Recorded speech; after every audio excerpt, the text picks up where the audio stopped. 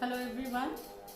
So today I am going to start the first chapter of the second unit, that is genetics and evolution.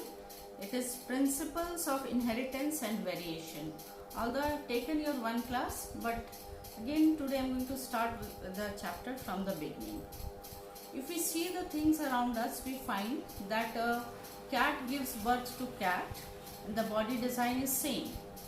Plants, mango plant gives from the seed of a mango plant only grows.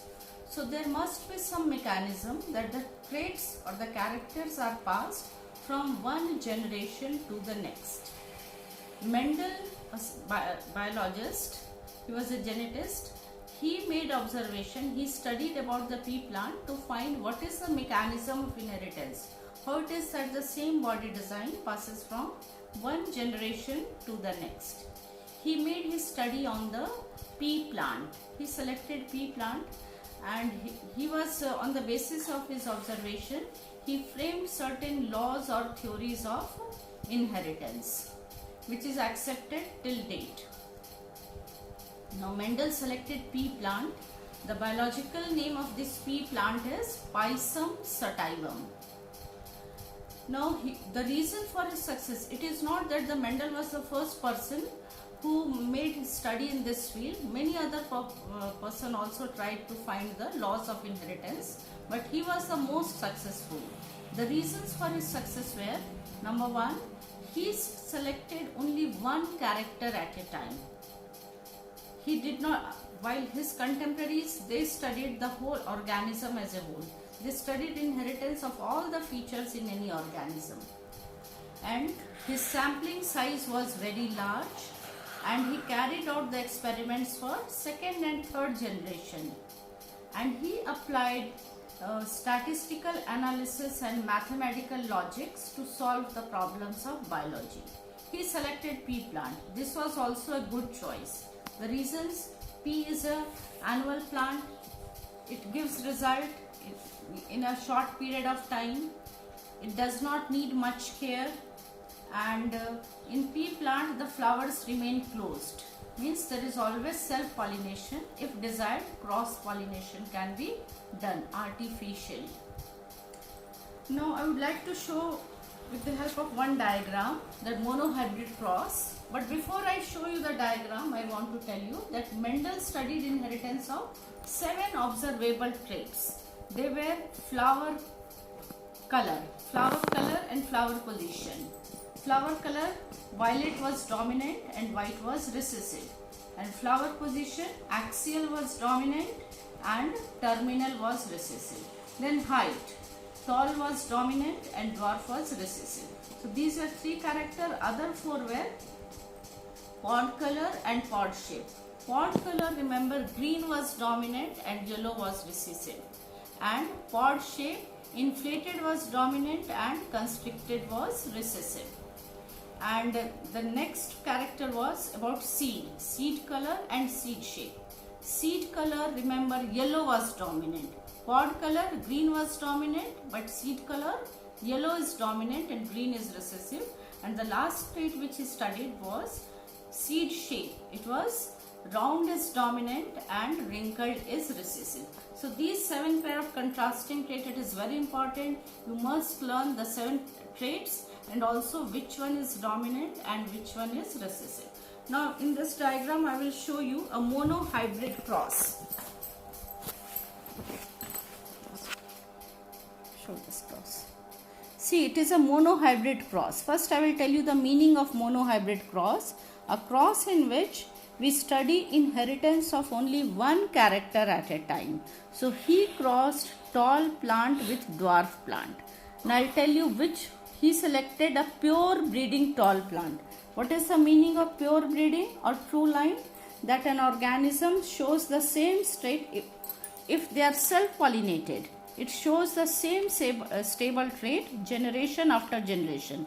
Means if this particular plant was allowed to self-pollinate, for 4 or 5 generations it produced only tall plant. Similarly, this dwarf plant also showed the same trait, that is dwarfness, for 4 or 5 generations. So such plants are called true breeding or pure line. So he selected a true breeding tall and dwarf. In the first generation, what was his observation? He found that all the plants were tall. He was surprised that there must be some factor responsible for tallness and some factor responsible for dwarfness. So what happened to the factor which was responsible for dwarfness? To find this answer, what he did, F1 tall which he got, he allowed them selfing. Hence they were allowed, self-pollination was done. So this was crossed with this. And in the F2 generation, in the next generation, what he found, this is the F2 generation. See, this is a checkerboard to write the result of the cross. This checkerboard was devised by a British genetist named Punnett. So it is also called Punnett square. In this horizontal row, male gametes are written, and in this vertical row, female gametes are written. So each plant will produce, see, it will produce two types of gamete, capital T and small t. Okay, before that I want to explain you that how he explained that they have this type of gamete. His first observation was that pure line tall was crossed with dwarf. He got all the tall plant.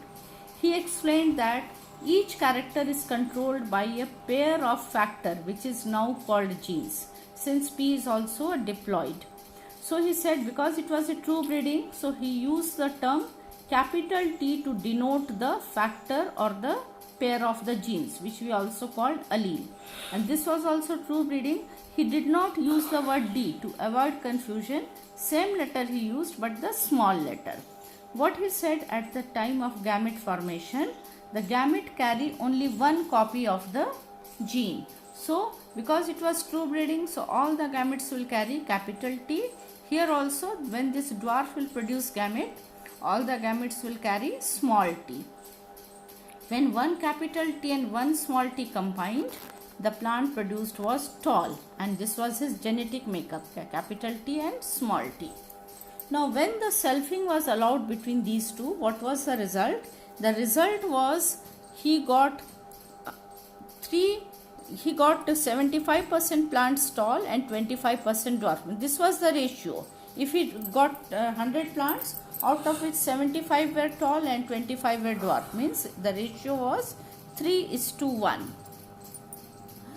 Now this is showing the random fusion of the gamete.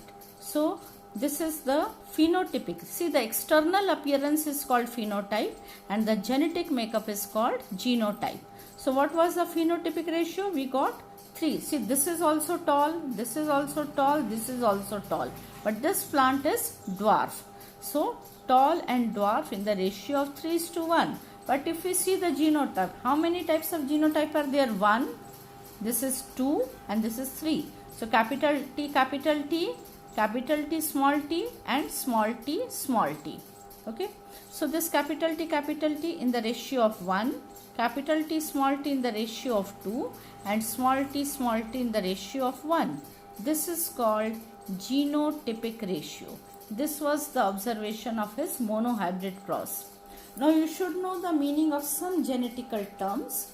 First, monohybrid cross I explain. What is monohybrid cross? In which we study inheritance of only one character at a time.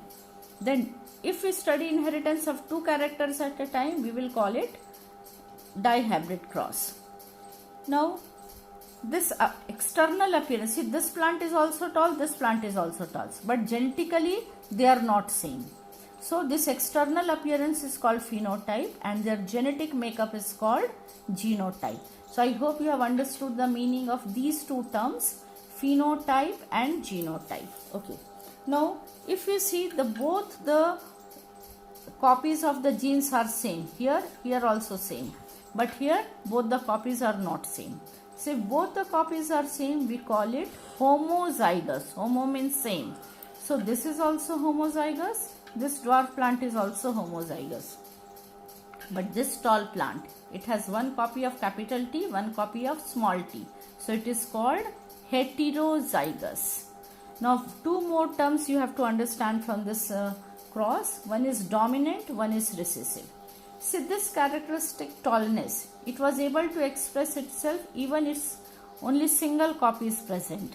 So in a diploid organism, even if a single copy of the gene is able to express itself, it is called dominant.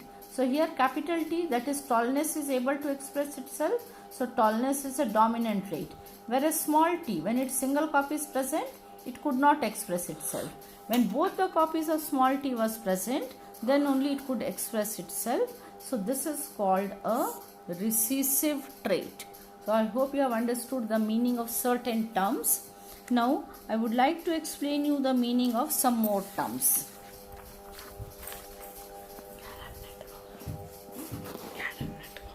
Some other genetical terms are true breeding. I have explained. Genes are what? Unit of inheritance. Next is allele. What are alleles? In diploid organism, we'll have 2 copies of the gene. So these may be slightly different. So 2 copies of the same gene are called allele. They are present on the same locus, on the same point on the chromosome. I explained what is homozygous, what is heterozygous. If both the copies of allele are same, we call it homozygous. If they are different, we call it heterozygous. There is one more term called hemizygous, H-E-M-I, hemizygous. What does it mean? Means for any gene, if it is present in single copy, then that condition is called hemizygous. For example, since human male have only one Y chromosome, so if any gene is present on Y chromosome, that is called hemizygous. So human male are hemizygous for hemophilia and color blindness. About these genetic disease we will study in the later part of the chapter. Then there is one term, back cross. Back cross is what? If a hybrid is crossed with any one of its parent, then it is called back cross. Just now we have seen that tall was crossed with dwarf. In the F1 generation I got a tall plant. If it is made to cross with any of the parent, it is called back cross. And test cross is what? If a hybrid is made to cross with only recessive parent in order to find its genetic makeup, in order to find its genotype, is called test cross. Test cross can also be defined that an organism whose which has dominant phenotype. For example, a plant is tall. We don't know that whether it is homozygous or heterozygous. It can be found by crossing it with its recessive parent to find its genotype. Such a cross is called test cross. In the later part of this chapter, I will explain how it is done and how does it help to find whether it is homo or heterozygous. Then there is one more term called reciprocal cross. In reciprocal cross, what happens? It is a cross that involves 2 groups of individuals, and in each group half of the organism behave as male and other half behave as a female, and vice versa. Means in other group also same. Some acts as male, others as female. Now reciprocal cross is done to find whether any allele or gene is present in autosome or sex chromosome. Thank you.